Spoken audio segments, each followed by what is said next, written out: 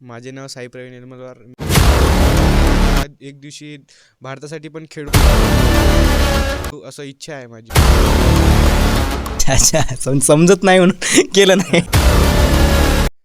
नमस्कार. आज आपण अशा मुलाची मुलाखत घेणार आहे ज्याने स्कूल गेम्स फेडरेशन ऑफ इंडियामध्ये महाराष्ट्राचा 3रा क्रमांक आणला. तर चला आपण भेटूया साई प्रवीण एलमलवार, वय वर्ष फक्त 16. थोडक्यात तुमचा प्रवास सांगा की तुम्ही इथपर्यंत पोहोचले कसे काय. माझे नाव साई प्रवीण निर्मलवार. मी आता आठवीमध्ये आलो आहे आणि माझा भाऊ होता इथं. त्याने सांगितले की हॉस्टेलमध्ये प्रवास घेऊन पाहिजे इकडं. तर मी घेऊन बघितलं तर चांगलं वाटलं. आणि विवेकानंद विद्यालयामध्ये प्रवास घेतला. तर तिथं सर म्हणाले की नेटबॉल खेळतं का. म्हटलं मला सर काही माहिती नाही. तर सर म्हणाले की खेळून बघ एक वेळा, जर आवडलं असेल तर खेळत राहा, नाही तर सोडून दे. तर मी एक वेळा खेळलो आहे, म्हणजे बघत होतो पहिलं काही समजलं नव्हतं. नंतर मग 4-5 दिवसांनी समजा आलं. तर मी खेळून पाहिलं तर आवडलं मला. आणि खेळत गेलो 3 वर्षातून. म्हणजे आता हे 3रं वर्ष आहे आणि 3रं वर्षातून म्हणजे हे आता नॅशनलला लागलं. तिसरा प्लेस आणलं आहे. जे बघा, एक मुलगा 16 वर्षाचा मुलगा महाराष्ट्रासाठी नॅशनल लेवलवर खेळतो आणि 3रा क्रमांक आणतो. आणि याच वयातली आपण दुसरे मुलं पाहतो जे राजकारणामध्ये जे नेते असतात त्यांचे झेंडे घेऊन फिरतात, रोडवर खर्रा खाऊन तंबाखू खाऊन थुकतात, दारू पिऊन नशे करतात. मात्र असे मुलं 16व्या वर्षात महाराष्ट्रासाठी नॅशनल लेवलवर खेळतात आणि 3रा क्रमांक आणतात. 3रा क्रमांक पण काही छोटा क्रमांक नाही आहे, लय मोठा क्रमांक आहे. पुढं चालून हे इंटरनॅशनल लेवलवर खेळू शकते भारतासाठी.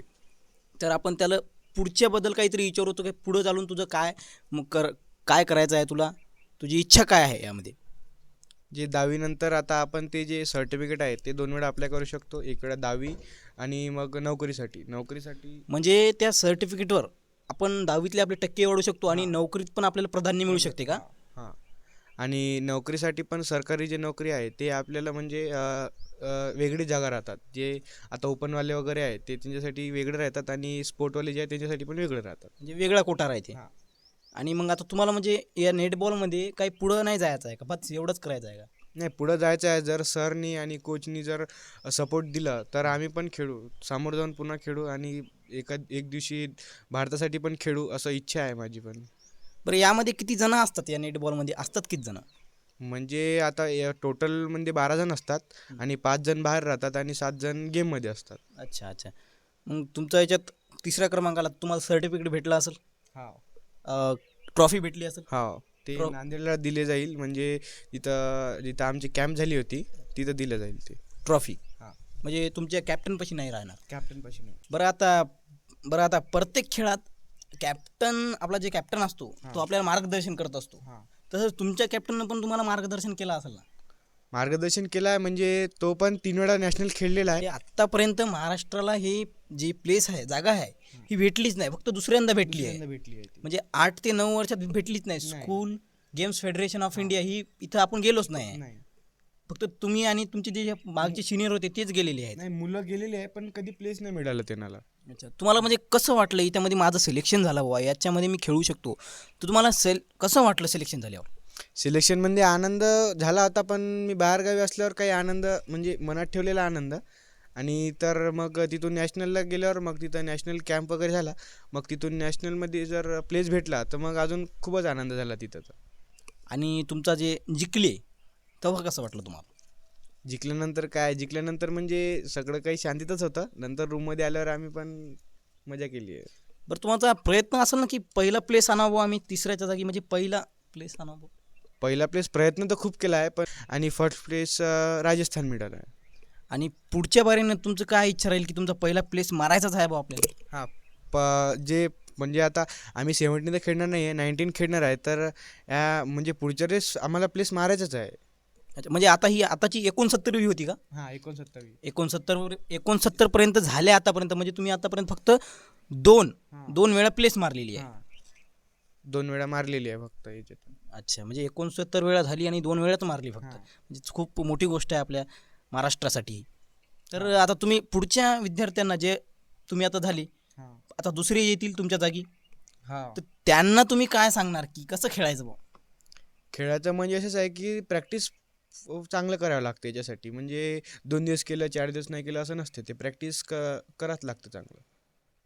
आणि यामध्ये तुम्ही सर्वात जास्त मोठं म्हणलं तर योगदान कोणाचं मानता तुम्ही? तुम्ही इथपर्यंत गेले, तर यामध्ये सर्वात मोठं योगदान कोणाचं आहे? योगदान म्हणजे पहिलं आई-वडिलांचं आहे, नंतर आमच्या कोचचं आहे आणि सरांचं आहे.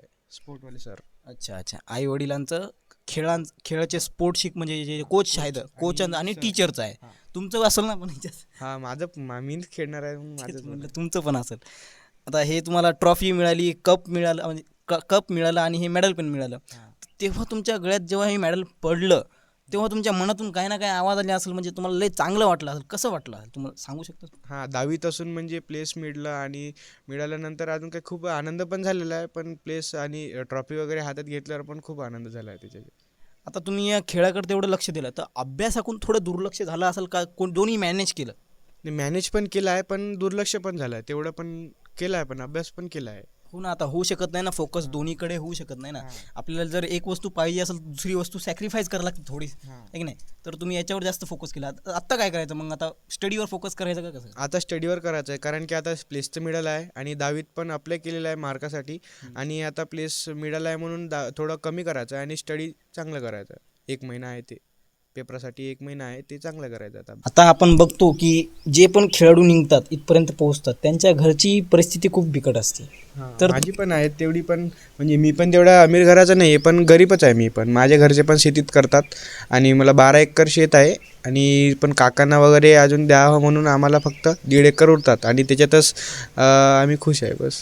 म्हणजे यामध्ये आईबाबाचे खूप कष्ट असेल तुमच्या, इथपर्यंत तुम्ही पोहोचले, तर यामध्ये आईबाबाचे तुमच्या खूप कष्ट असेल. हां, आई बाबा शेती करून मला इथपर्यंत पाठवलेलं आहे आणि पैसे पण खूप गेलेले आहे घरांची, कारण की प्लेस पण मिळालं आहे ना. तरी तुम्ही जिथं गेले, कुठे गेले तुम्ही? राजस्थान, बाडमेर. अच्छा, राजस्थानला गेले, तेव्हा तुमच्या आई वडिलांनी तुम्हाला किती पैसे दिले ते? मला दिले ते 5,000 दिले आणि तिथं गेल्यावर काही आम्हाला खर्च गेला नाही राजस्थानला. तिथं म्हणजे जेवण पण चांगलं होतं, खूप चांगलं होतं तिथं जेवण, आणि राहणं पण चांगलंच होतं तिथं. म्हणजे आईबाबांनी तुम्हाला 5,000 रुपये दिले, त्यामध्ये तुम्ही केलं ॲडजस्ट. हां. राजस्थानला गेले आणि तिथं जाऊन खेळले आणि वापस आले. हां. आणि मग तुम्हाला तिथे किती मिळणार पैसे आता? आता तिथं सांगितलं नाही, पण एका सरांनी सांगितलं की 11,000 मिळणार आहे.